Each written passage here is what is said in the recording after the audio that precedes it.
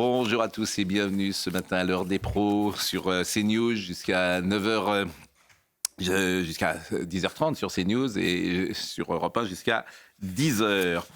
Brigitte Macron a exprimé avec des mots crus ce que beaucoup de personnes pensent quand elles voient un collectif de jeunes femmes contester une décision de justice, quand elles voient un spectacle interrompu, quand elles voient cette violence et disons-le, cette bêtise que rien ne justifie sinon le désir de faire le buzz. Alors bien sûr, une première dame peut-être ne devrait pas dire cela. Mais ce sont des propos privés qui n'avaient pas vocation à venir dans l'espace public. Harry Habitant a eu un non-lieu à 2 reprises. Il est sinon persécuté, du moins harcelé par le collectif Nous Toutes qui refuse une décision de justice, déclenche des actions qui sont illégales en toute impunité, ce que je trouve d'ailleurs invraisemblable.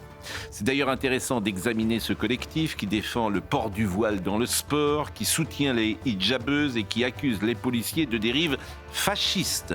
Ces jeunes femmes ont le droit, évidemment, d'exprimer une pensée radicale, de militer à l'extrême gauche, de soutenir la cause palestinienne.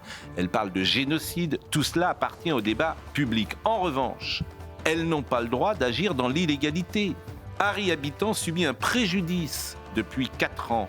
Les magistrats ont reconnu qu'il avait été accusé à tort.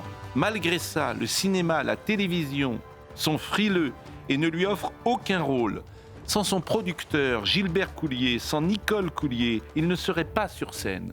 Je regrette que des personnalités du spectacle, celles qui connaissent Harry Habitant, celles qui disent en privé ce que je dis là, celles qui sont scandalisées de la séquence qu'il vit, je regrette que ces personnalités ne prennent pas la parole. Alors oui, les paroles de Brigitte Macron ont un mérite, mettre en lumière une injustice et se taire, c'est la cautionner.